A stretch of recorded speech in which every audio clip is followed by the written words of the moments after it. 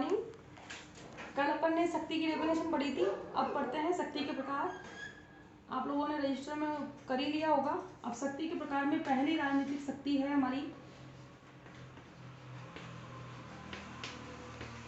राजनीतिक शक्ति। राजनीतिक शक्ति का मतलब जिसका राजनीतिक व्यवस्था में जिसके पास पद प्रतिष्ठा है ना, पद प्रतिष्ठा आदि के आधार पर जिसको आवंटन किया जाता है।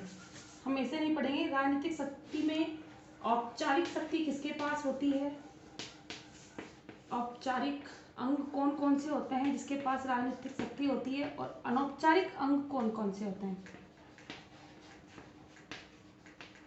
अनौपचारिक अंग, ठीक है। राजनीतिक शक्ति में औपचारिक अंग और अनौपचारिक अंग, यानी कि राजनीतिक शक्ति से मतलब होता है जिसके पास पद प्रतिष्ठा और आदि सुविधाओं को आवंटन किया जाता है। अब वो शक्ति का आवंटन औपचारिक अंगों में भी किया जाता है और अनौपचारिक अंगों में भी ऐसी क्षमता होती है। औपचारिक अंग सरकार आपने 11वीं क्लास में पढ़ा था। सरकार के 3 अंग होते हैं,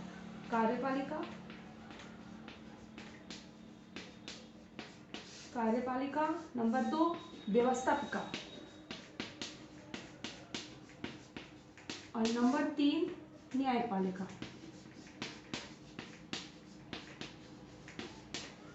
ठीक है।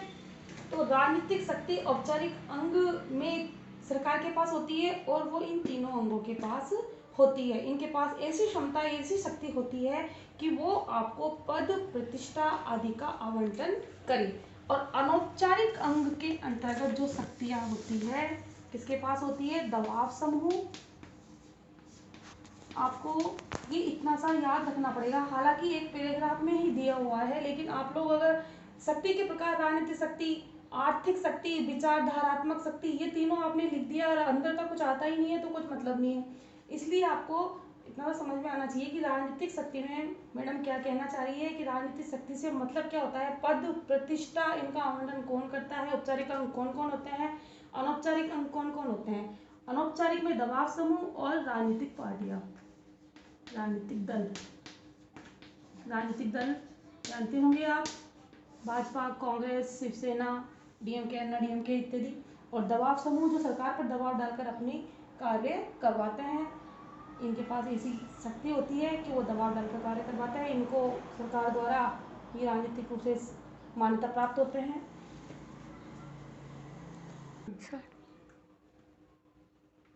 ठीक है, राजनीतिक शक्ति अपन पढ़ चुके। अब अपन पढ़ेंगे आर्थिक शक्ति, है ना, क्योंकि शक्ति के प्रकार राजनीतिक शक्ति, आर्थिक शक्ति और विचारधारात्मक शक्ति। शक्ति के कितने प्रकार है, 3। राजनीतिक शक्ति अपन पढ़ चुके, आर्थिक शक्ति अपन अब पढ़ रहे हैं। आर्थिक शक्ति का मतलब होता है जिसका समाज में धन संपदा पर स्वामित्व रहता है ना, उत्पादन के साधन, यानी कि आर्थिक शक्ति किसे कहते हैं, जिनका उत्पादन के साधनों एवं धन संपदा पर स्वामित्व रहता है, उसे कहते हैं आर्थिक शक्ति संपन्न। अब राजनीतिक शक्ति को आर्थिक शक्ति प्रभावित करती है। राजनीतिक शक्ति और आर्थिक शक्ति में क्या संबंध है, या राजनीतिक शक्ति आर्थिक शक्ति को प्रभावित करती है या नहीं, इन दोनों विचारों पर उदारवाद और मार्क्सवाद में काफी लड़ाई का मुद्दा रहा है। क्योंकि उदारवाद कहता है कि उदारवाद और मार्क्सवाद, आप लोग को पता होगा, अपन ने 9th में पढ़ा था, उदारवाद और मार्क्सवाद ये विचारधारा है। उदारवाद का पोर्शन अपन ने पढ़ा था यूएसए। अगर अपन एक की बात करें, शीत युद्ध में अपन ने पढ़ा था कि उदारवाद विचारधारा का युद्ध था, शीत युद्ध, जो यूएसए उदारवाद का पोषण कर रहा था और मार्क्सवाद का पोषण कौन कर रहा था, यूएसएसआर, जिसे बोलते हैं सोवियत संघ। अपन पढ़ रहे थे आर्थिक शक्ति। आर्थिक शक्ति उत्पादन के साधन और धन संपदा पर स्वामित्व जिसका रहता है उसको शक्ति संपन्न माना जाता है। क्योंकि राजनीतिक शक्ति या राजनीतिक व्यवस्था को न केवल राजनीतिक शक्ति ही प्रभावित करती है बल्कि आर्थिक शक्ति भी प्रभावित करती है। और उदारवादी मानते हैं कि राजनीतिक व्यवस्था को या जो हमारी पूरा सिस्टम रहता है उसको सारी शक्तियाँ प्रभावित करती है, चाहे वो आर्थिक हो, चाहे वो राजनीतिक हो, चाहे सांस्कृतिक हो, सारी शक्तियाँ प्रभावित करती है। लेकिन मार्क्सवाद कहता है कि आर्थिक शक्ति ही सबसे ज़्यादा मायने रखती है, यानी ये आधार होती है, ये नींव होती है सारी शक्तियों की। अगर नींव अच्छी है, अगर किसी देश की आर्थिक स्थिति अच्छी है तो सारी शक्तियाँ अपने आप ही इसमें सिमट जाती है। यानी कि आर्थिक, अगर इसका एक मार्क्सवाद का एक कोटेशन था, यानी कि मार्क्स ने एक कोटेशन लिखा था कि अब तक का समाज वर्ग संघर्ष का इतिहास है। यानी कि समाज में हमेशा दो वर्ग रहे हैं और वो दो वर्ग हमेशा किस बात पर उनका झगड़ा रहा है, आर्थिक स्थिति के आधार पर, एक गरीब और एक अमीर। तो आर्थिक शक्ति को मार्क्सवाद ने सर्व प्रमुख माना है और उदारवाद ने न केवल आर्थिक शक्ति को बल्कि राजनीतिक शक्ति को, सामाजिक शक्ति को, सांस्कृतिक शक्ति को, सभी को इन्होंने महत्वपूर्ण माना है। अपने राजनीतिक शक्ति पढ़ ली, आर्थिक शक्ति पढ़ी है, अब अपन तीसरी पढ़ते हैं विचारधारात्मक शक्ति। अब आप लोगों को सबसे बड़ा और सबसे पहले एक ही दिमाग में क्वेश्चन आ रहा होगा कि विचारधारा होता क्या है, ठीक है, क्योंकि पॉलिटिकल साइंस आपने 11वीं में पढ़ी है। 11वीं में अपन ने विचारधारा, सिर्फ आपको मैंने ये बताया है कि साम्यवादी विचारधारा होती है, उदारवादी विचारधारा होती है, ठीक है। मैं दोबारा से बता देती हूँ। विचारधारात्मक शक्ति, विचारधारात्मक शक्ति, विचारधारा बोलते हैं विचारों के समूहों को, विचारों का समूह। कोई पूछे किसे कहते हैं विचारधारा, विचारों का जो समूह होता है उसे ही विचारधारा कहते हैं, है ना। अब विचार हमारे जो सोचने और समझने का जो ढंग रहता है ना, सोचने और समझने का जो ढंग रहता है उसी से विचारधारा बनती है। अलग अलग देश में अलग अलग सोचने और समझने का ढंग होता है और अलग अलग राजनीतिक, सामाजिक, आर्थिक व्यवस्था होती है ना। विचारधारा उन राजनीतिक, आर्थिक और सामाजिक व्यवस्था को उचित और अनुचित ठहराती है, ठीक है। जैसे, ठीक है, विचारधारा विचारों के समूह को कहते हैं और विचारों का समूह हमारे सोचने और समझने का ढंग ही विचार होते हैं। प्रत्येक देश की, है ना, जैसे यूएसए की बात करें या फिर यूएसएसआर, पढ़ा था अपन ने 9th में और 10th में, 11th में, तीनों में मैंने आप लोगों को बताया है, क्योंकि मैंने आपसे 9th से ही पढ़ाती आ रही हूँ। अभी जो पढ़ा रही हूँ मैंने ये पहले भी बताया था आपको कि यूएसए कौन सी विचारधारा के ऊपर चलता था, उदारवादी। यूएसए का संयुक्त राज्य अमेरिका और सोवियत संघ, इसका नाम है पूरा सोवियत संघ।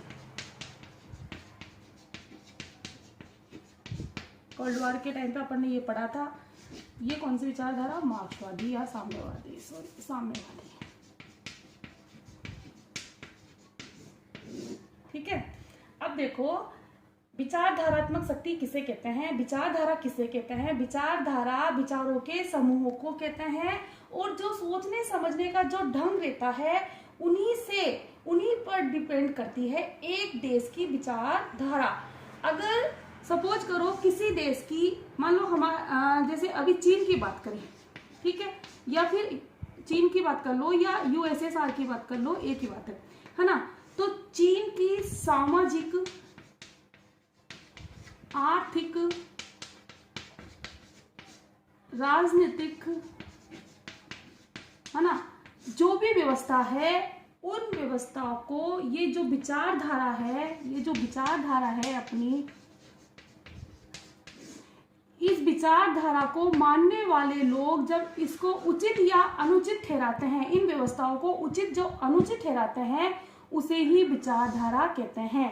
तो विचारधारा, पहली शक्ति राजनीतिक शक्ति, आर्थिक शक्ति और विचारधारात्मक शक्ति, यानी कि एक समूह के लोगों के विचार करने का या सोचने समझने का जो ढंग रहता है, जो सामाजिक और आर्थिक राजनीतिक व्यवस्था को उचित और अनुचित ठहराते हैं, उसे ही कहते हैं विचारधारात्मक शक्ति। सपोज करो कुछ विचारधारा ऐसी होती है, कट्टरवादी होती है, जो अपनी एक विचारधारा पर अटल रहती है, चाहे वो विचारधारा परिस्थिति के अनुकूल बदल जाती है। कुछ विचारधारा ऐसी होती है जिसको अपन अब की परिस्थिति और पहले की परिस्थिति को एक साथ नहीं अपना सकते, कुछ तो परिवर्तन कर लेते हैं। कुछ ऐसे राज्य होते हैं जैसे चीन, जो अपनी एक विचारधारा से जुड़ा हुआ रहता है। यूएसएसआर भी अपनी एक विचारधारा, साम्यवादी विचारधारा के कारण ही इसका अंत हो गया था, इसका पतन हो गया था। बात करें अपन इटली और जर्मनी की, तो इन्होंने पहले कौन सी विचारधारा को अपना रखा था, मैंने कई बार बताया आपको, नाजीवादी और फाशीवादी। इस विचारधारा का क्या हुआ, ये विचारधारा पूरी तरह से अंत हो गई।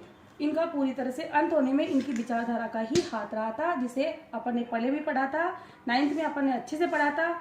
जर्मनी वाला और इटली वाला, जो हिटलर और मुसेलिनी, जो इनके मुख्य किरदार थे, जर्मनी में हिटलर और इटली में मुसेलिनी, क्योंकि इसकी थी नाजीवादी विचारधारा और इटली वालों की थी फाशीवादी विचारधारा। तो अपन पॉइंट पे आते हैं। राजनीतिक शक्ति, शक्ति के प्रकार में पहला अपन ने पढ़ा था राजनीतिक शक्ति, दूसरी पढ़ी थी आर्थिक शक्ति और तीसरी अपन पढ़ी थी विचारधारात्मक शक्ति। राजनीतिक शक्ति में यानी कि जिसके पास पद प्रतिष्ठा जो होते हैं, कुछ औपचारिक अंगों के पास, कुछ अनौपचारिक अंगों के पास।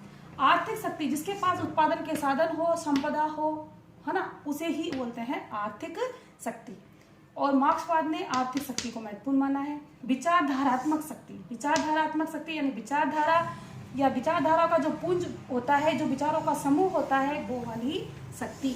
तो शक्ति के प्रकार होते हैं राजनीतिक शक्ति, आर्थिक शक्ति और विचारधारात्मक